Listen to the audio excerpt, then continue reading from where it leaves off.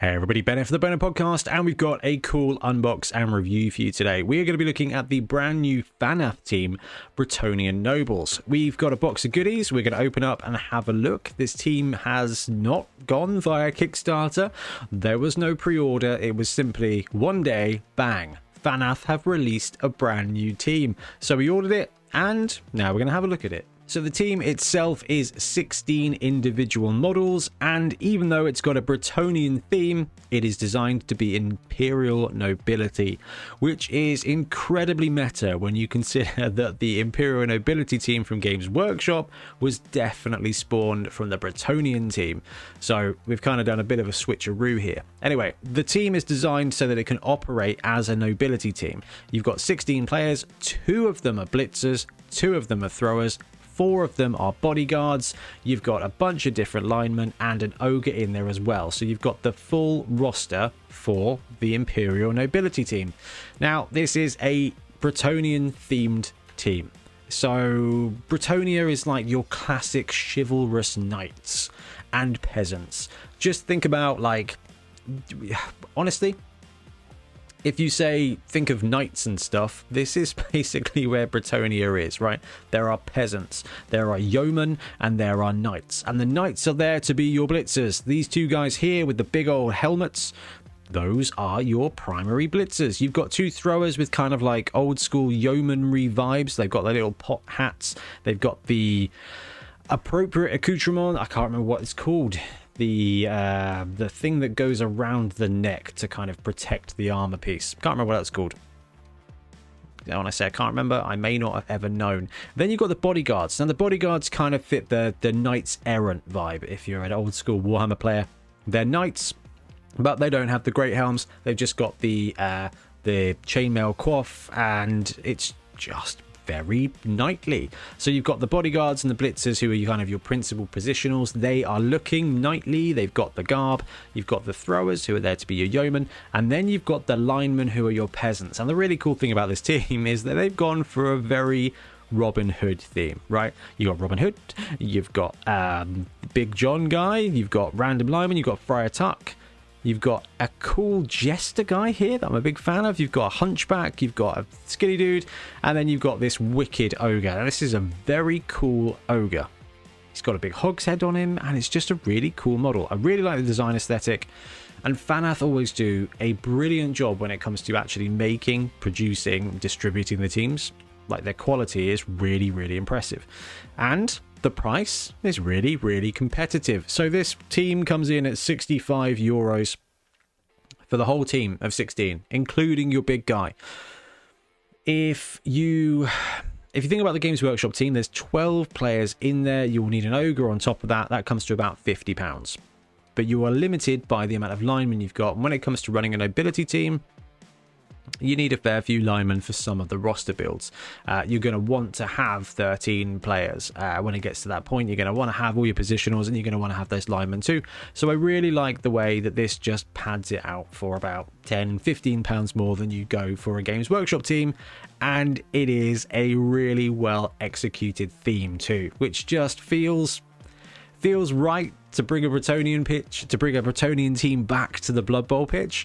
I like the design. I just think it's a really cool way to do. And the great thing about the knightly models, they're just so tempting to paint all the little shields, all like just a whole load of detail on. Really impressive designs. Anyway, we're not here to look at the pictures. We're here to look at the models. Okay, so we've got the box, and it has got all 16 models in it. When it comes to buying from Fanath, they've got free postage for €80. If you're getting them from the UK, the postage is like £11 anyway. So I picked these guys up, and I picked up the Morgan Frog just because it's a wicked model. So free postage, free model basically. Anyway, let's open up the box. We've got a nice little bit of packaging foam, and we've got a series of models. Hey, they've got little base numbers too.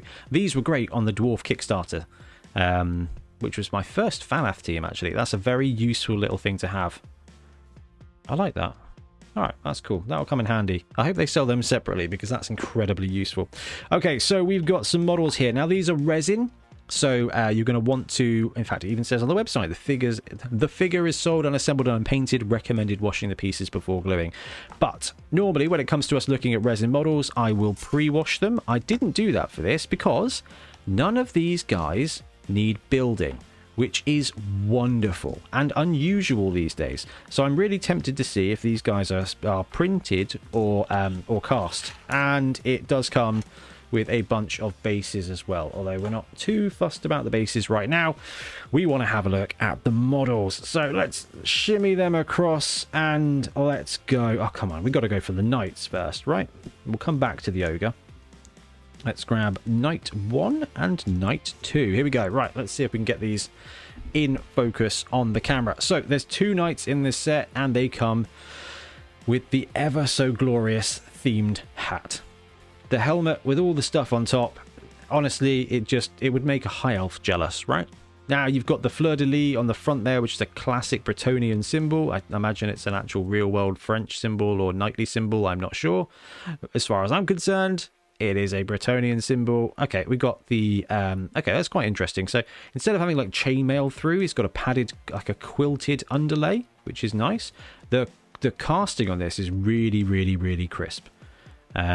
And actually, I can't see any layer lines at all. And if I flip the model over, ooh, there are some support marks actually. So these may be 3D printed. This is interesting.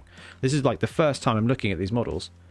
There's definitely support marks, but they may be from casting. Oh, there's a couple of supports. This is 3D printed. This is awesome. Wow, the quality of this is really, really good. I'm really impressed. The size is really nice. I can tell that just from picking it up. Oh, I wish I'd just gone with this model. Oh, is that grass?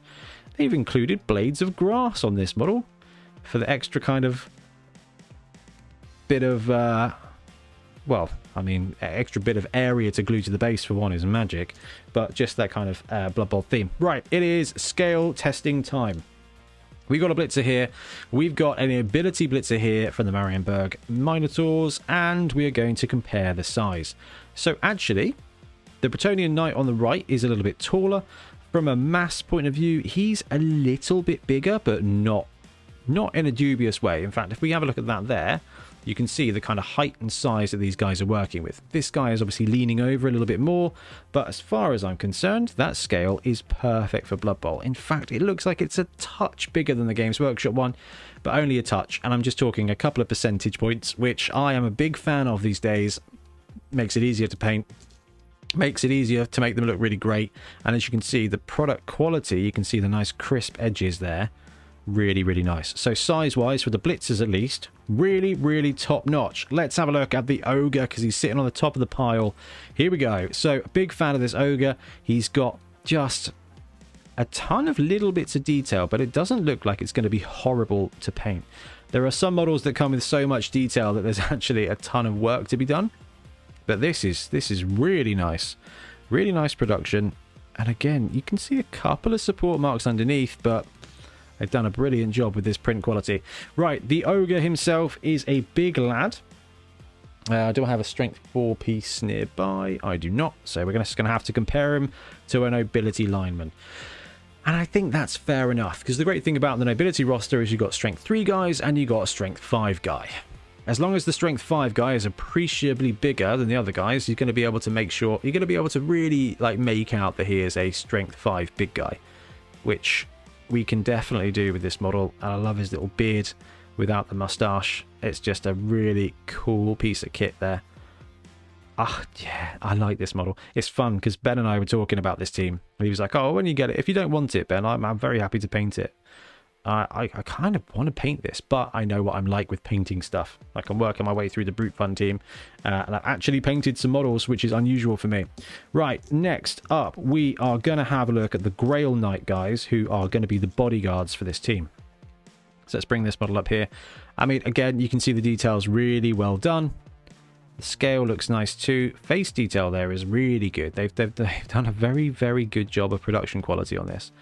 And I tell you what, the fact that none of this needs gluing together is just magic.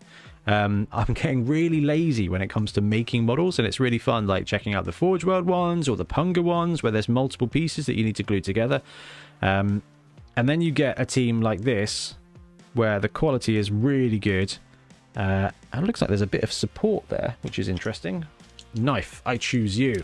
There we go. Let's just see what we can see. It is a bit of a 3D support. Wicked. All right, well, I like this. This is really well done. Whew. This is really well done. Really cool. Right, let's get some scale. We've got a lineman here from the Nobility team. So, Nobility lineman against a standing straight bodyguard. There we go. Let's put them toe to toe.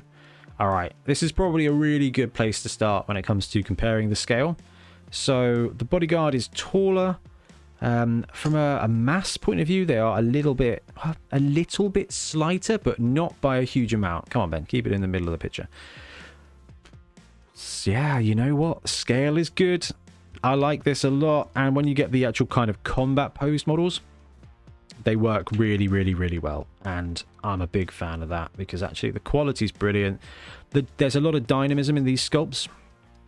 Oh, and you've just got that kind of knightly virtue. It's the individual shields. It's what's so great about like the 40k Grey Knight army, because they've got these individual shields and the actual knights in 40k. Like you just want to paint heraldry on them. This team, I think, will take a little bit of painting. It's not a lazy boy premium team, I think, and that's all right. So all we've got left is we've got the throwers, and then we've got the linemen to look at. Now the throwers are the only sculpts that I felt were a little bit out of proportion. It felt like their legs were massive compared to like their head. Now I see the models in person, I still get the vibe like there's just a little bit of the bottom half of this model looks like a slightly bigger scale than the top, but not so much that it's going to upset me. And you kind of compare it against the Games Workshop model. Height is good. Their head size is really interestingly different on those two models. In fact, if we grab one of the knights, no, let's grab one of the Grail guys. The head is about right, actually. This guy looks like the dude, doesn't he? The head just looks a little smaller. It's probably just because of the mix of the helmet and everything. And is this guy the same? This one looks to be slightly better proportioned. It just feels a bit better. But, I mean, it's good to go scale-wise against the Nobility. It fits pretty well. Now what we'll do is we'll just have a look at a couple of the linemen, because there is a bit of variety in the kind of the scaling of the linemen, which I do not mind. I do not mind at all. Let's take Big John. Great sculpt, great production, really happy with that. Size-wise, tall. A lot taller than an Imperial Nobility lineman. Let's grab the Blitzer. I think that's a good comp, actually. That's reasonable. Not too bad at all. So they're definitely more of a true scale than the Blood Bowl Games Workshop models. This is the only point of the team that makes me a little bit nervous. But again, because of the style, it doesn't matter. Right, Friar Tuck is probably the best proportion to a Games Workshop figure. Although he is a little bit shorter and a little bit... But he's got that stoutness to him that kind of gives him a nice bit of heft, nice bit of chunk. Then you've got the rest of the linemen. And some of these boys are really skinny and really tall. Now, this may be based on a character that I'm not familiar with or something like that, but this guy is just, he is a lanky boy. And then you've got this guy who is even skinnier. Now, it's a great sculpt and it's well executed, so I don't mind that, but he is just of a different ilk to the Games Workshop models. Now, that doesn't matter too much because if you're going to be using it as a team, the only thing you want him to kind of line up nicely to is the knights. And it'll be fine. This guy has got your heroic quality. This looks like it could be a Games Workshop model. This looks like it could be one of those third parties that produces, kind of like the true scale, the thin version, the Warhammer Games kind of high elf vibe, where he's just quite skinny. And then you've got this little guy who I absolutely blooming love, because when we went to Tenerife, we went to a castle and we had a cool little jester guy who was running around as well. So that's very exciting. Now, because they're just not positionals, then you're kind of free and it doesn't matter too much. That's the great thing, is you've got the positionals who are very clearly defined, right? You've got the yeomen with the upside down bowl hats, you've got the knights with the knight hats, you've got the other guys who don't have that, and then you've got just a mix mash of sculpts here, including the hunchback, who are going to be your linemen. So it works fine. You've got like a cool mixture of peasants, and that works okay. The scale and the kind of size distribution of the linemen is interesting, but don't let it put you off. Actually, I think it's pretty good. Now, ultimately, it's all about the knights, right? And this is a very cool pair of knights for this team. And when it comes to Bretonnians, it was always the knights. I miss the days where there were 4 of them, but this is very cool. So there you have it, the Bretonnian Nobles team from Fanath. Production, excellent. Sculpting, excellent. The design and the theme is beautifully executed. There's a little bit of wibbly-wobbly, timey-wimey stuff when it comes to the scale of the linemen, but they're linemen, they're peasants. There's a tall guy, a short guy, a stout guy, and you know what? That's absolutely fine. When it comes to nobility, those guys are just going to go on the line and they're going to die. You've got great bodyguards, brilliant blitzers, good throwers, and a really wonderful ogre model. So if you are looking for a different version of the nobility team, if you're looking for a really nice team to paint up, actually this is an excellent way to do it, and you support a company that's just pumping out great Blood Bowl models at the same time. So big fan of this. That is the Bretonnian Noble team from Fanath. Let me know what you think in the comments below, and we'll be back again soon with more Blood Bowl content. Happy blocking.